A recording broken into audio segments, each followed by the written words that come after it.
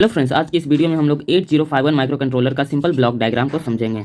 Previous video में हमने 8051 micro controller क्या होता है इसके बारे में डिटेल इन्फॉर्मेशन दिया है। तो अगर आपने उस वीडियो को नहीं देखा है तो उसको जरूर देख लीजिएगा, क्योंकि उससे आपका ऑब्जेक्टिव क्वेश्चन डिप्लोमा के एग्जाम में आ सकता है। तो आज हमारा एक टॉपिक है simple block diagram of 8051 micro controller, जो हमारे डिप्लोमा के एग्जाम में 4 मार्क्स में आ जाता है कभी कभी। तो इसको ध्यान से समझिएगा कि कैसे बनता है ब्लॉक डायग्राम, क्या क्या होता है ब्लॉक डायग्राम में। तो हमने प्रीवियस वीडियो में बताया है कि इसमें 8 बिट का डाटा बस होता है। तो ब्लॉक डायग्राम बनाने के लिए सबसे पहले आपको डाटा बस बनाना होगा। तो ठीक है, तो हम यहाँ पर डाटा बस बना लेते हैं इस तरह से।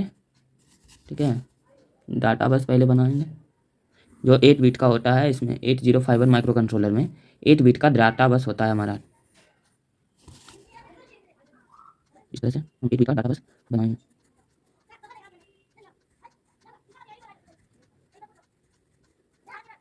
ये हमारा क्या है, ये हमारा 8 बिट का डाटा बस है, 8 बिट का डाटा बस है। ठीक है, इसमें हमारा सबसे पहले 8 बिट का डाटा बस बनाएंगे और उसके बाद एक सिंपल सा ट्रिक याद रखना है, या एक सिंपल याद रखना है कि 3 ऊपर ब्लॉक होगा और 3 नीचे ब्लॉक बनाएंगे और 3 साइड में ब्लॉक बनाएंगे।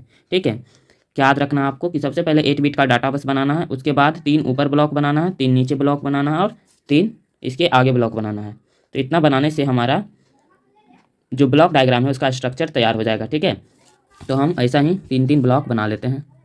3 ब्लॉक इधर,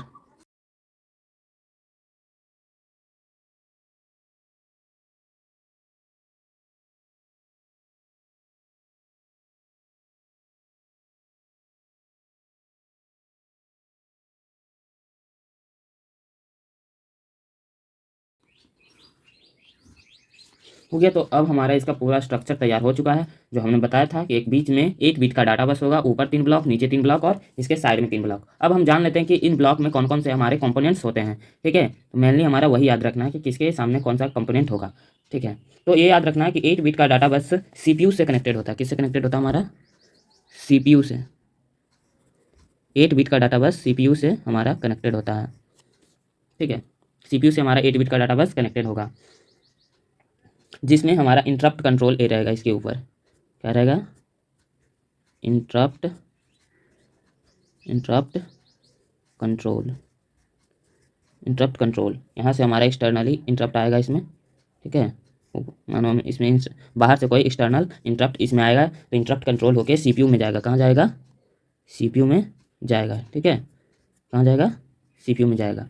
इंटरप्ट आएगा, इंटरप्ट कहाँ से आएगा? एक्सटर्नली आएगा। तो इसको हम बोल सकते हैं external interrupt. External interrupt. External interrupt हमारा इंटरप्ट कंट्रोल में जाएगा, उसके बाद वो उसको CPU में भेजेगा। फिर CPU से क्या होगा? इसमें क्रिस्टल ऑसिलेटर में जुड़ा रहेगा। CPU किससे जुड़ा रहेगा? क्रिस्टल ऑसिलेटर से। क्रिस्टल ऑसिलेटर इसको कंट्रोल करेगा। ठीक है, ये क्या है? Crystal oscillator. क्रिस्टल ऑसिलेटर, जिसमें क्या होता है हमारा? क्रिस्टल जुड़ा रहता है, क्रिस्टल ऑसिलेटर जुड़ा रहता है। इस तरह से क्रिस्टल ऑसिलेटर जुड़ा रहता है, इसको याद रखना आपको। ठीक है, इसमें क्रिस्टल ऑसिलेटर जुड़ा हुआ होगा। इस तरह से हम एक क्रिस्टल ऑसिलेटर बना देते हैं यहाँ पर।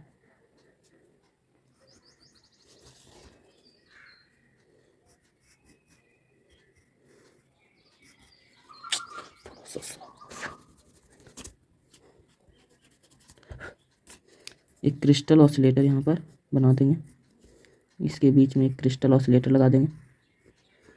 ठीक है, तो ये हमारा एक क्रिस्टल ऑसिलेटर है जो 30 पिको फ्राइड का होता है। 30 पिको, सॉरी माइक्रो का साइन दे दिया। 30 पिको फ्राइड होता है। 30 पिको फ्राइड का होता है, जिससे 12 मेगाहर्ट्ज की क्लॉक फ्रिक्वेंसी जनरेट होती है। क्लॉक फ्रिक्वेंसी सी होती है। ठीक है, तो हमने इधर का पार्ट बना लिए हैं।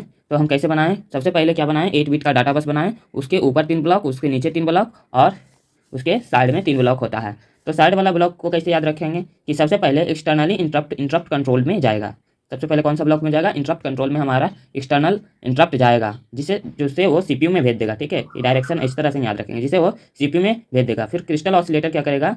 उसको CPU, क्रिस्टल ऑसिलेटर ही CPU में डाटा को ऑसिलेट करवाता है। क्रिस्टल ऑसिलेटर से CPU में डाटा जाता है। ठीक है, ये भी इधर से जाता जाओ। 30 पिको फैराड का यहाँ पर क्रिस्टल ऑसिलेटर लगा रहता है जिसकी क्लॉक फ्रीक्वेंसी 12 मेगाहर्ट्ज की होती है। अब हम इन सब ब्लॉक को ध्यान से समझ लेते हैं। तो सबसे पहला इधर का ब्लॉक होता है जो टाइमर का होता है। लिख सकते हैं हम ETC, इसका किसका, टाइमर 0 और टाइमर 1, दो तरह का टाइमर होता था, हमने बताया था आपको प्रीवियस वीडियो में। तो टाइमर 0 और हमारा टाइमर 1, ये सब रहता है इसमें, ठीक है।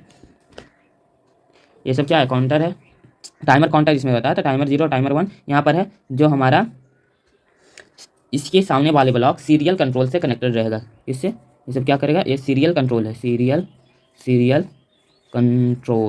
कंट्रोल से कनेक्टेड रहेगा। तो सीरियल कंट्रोल कौन कौन है, कम्युनिकेशन, इसको हम कम्युनिकेशन पिन TXD ट्रांसमिट जो करेगा, और RXD जिससे रिसीव्ड होगा सिग्नल इंस्ट्रक्शन, ठीक है। तो TXD और RXD ट्रांसमिट करने के लिए बाहर रहेगा और रिसीव्ड होगा अंदर, ठीक है। तो इस तरह से आपको इसका ब्लॉक याद रखना है कि जो ETC टाइमर 0 और टाइमर 1 है वो किससे कनेक्टेड रहेगा। ETC टाइमर 0 और 1 हमारा सीरियल कंट्रोल ब्लॉक से कनेक्टेड रहेगा। तो इसको भी हम कनेक्ट कर देते हैं। ये किस तरह से कनेक्टेड रहेगा, बाई डायरेक्शनली, ठीक है। इसको बाई डायरेक्शनली ही कनेक्ट करते हैं।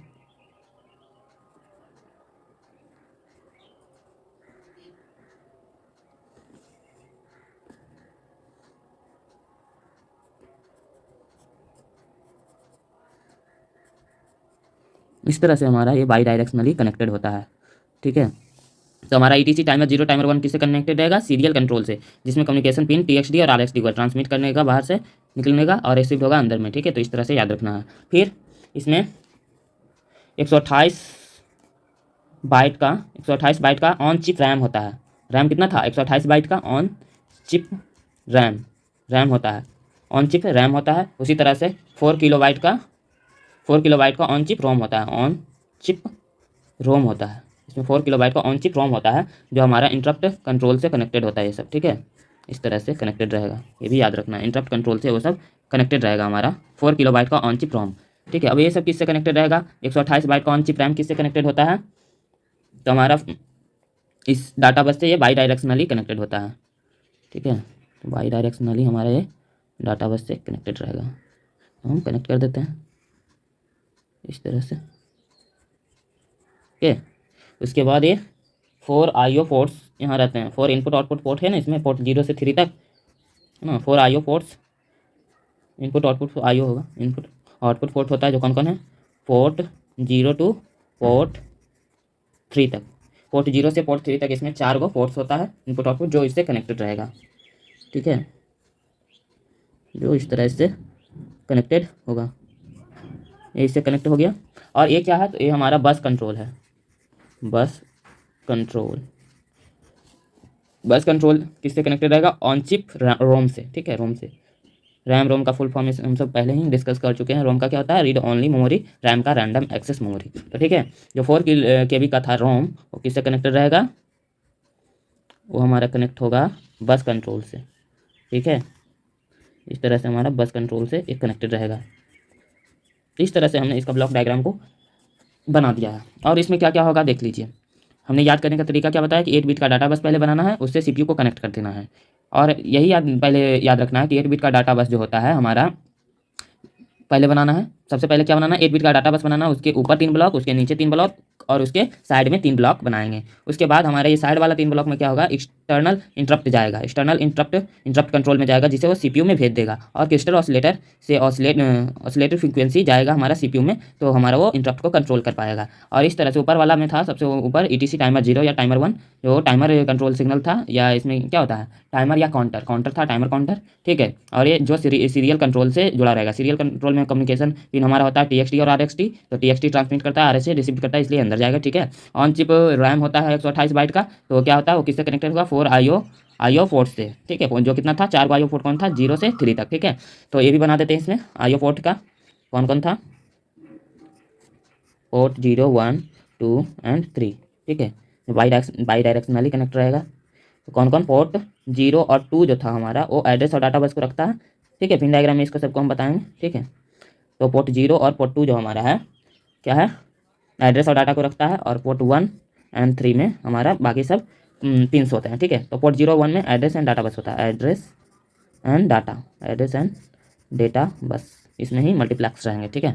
और बस कंट्रोल हमारा बाहर से लिया जाता है, बस के थ्रू दिया जाता है इसमें, ठीक है। तो इस तरह से इसका हम सिंपल वाला ब्लॉक डायग्राम को समझ लिए होंगे।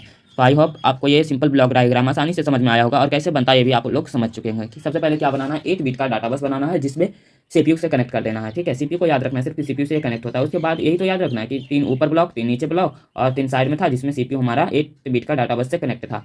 फिर ऊपर नीचे वाला को कैसे याद रखेंगे, ठीक है। इधर वाला को पहले कैसे याद रखेंगे कि एक्सटर्नल इंटरप्ट, जब इंटरप्ट कंट्रोल ब्लॉक में जाता है, एक्सटर्नल इंटरप्ट जो होता है जब हमारा इंटरप्ट कंट्रोल में जाता है तो वो सीपीयू में उसको भेज देता है। उसके बाद क्रिस्टल ऑसिलेटर से ऑसिलेटिंग फ्रीक्वेंसी सीपीयू में भेजा जाता है। उसके बाद जो 3 ऊपर का था और 3 नीचे का जो ब्लॉक था उसको हम समझेंगे। तो क्या है उसमें ईटीसी टाइमर 0 या 1 इसमें रहता है जिसको हम सीरियल कंट्रोल ब्लॉक से कनेक्ट कर देते हैं, जो सिग्नल को ट्रांसमिट करेगा या रिसीव करेगा। टीएक्सडी ट्रांसमिट या कम्युनिकेशन पिन है जो हम आपको ब्लॉक डायग्राम में बहुत अच्छे से समझाएंगे कि, और इसका सिंपल ट्रिक बताएंगे कि किस तरह से आप उसको अच्छे से याद रख सकते हैं। कितने बच्चे तो पोर्ट को तो याद कर लेते हैं बट उसको उसमें और जो मल्टीप्लेक्स पिन्स होते हैं उसको याद करने में उनको बहुत दिक्कत होता है। तो उसका एक सिंपल सा ट्रिक है जिसको आप यदि समझ लीजिएगा तो आसानी से वो याद हो जाएगा, ठीक है।